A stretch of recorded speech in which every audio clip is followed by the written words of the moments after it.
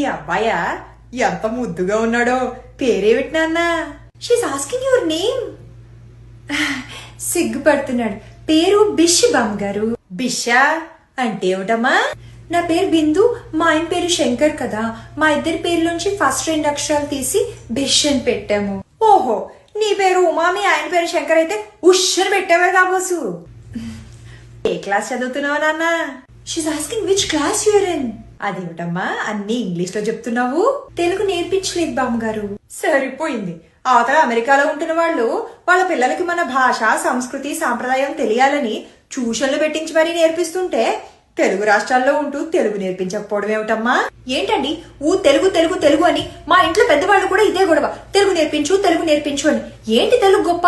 English అంటే world లోనే number 1 spoken language. అది నేర్చుకుంటే రేపొద్దున దేశం దాటి వెళ్తే వాడికి ఒక మంచి ఫ్యూచర్ ఉంటుంది.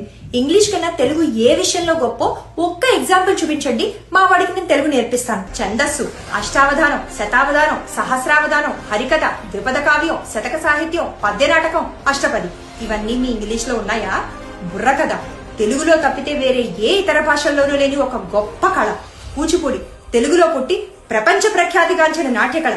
వాగ్గేయకార సంస్కృతి తెలుగులో విరాజిల్లినంతగా వేరే ఏ ఇతర భాషల్లోనూ విరాజిల్లలేదు. దేశ భాషలందు తెలుగు లెస్స అన్నాడు విజయనగర సామ్రాజ్యాధీశుడైన శ్రీకృష్ణదేవరాయలు.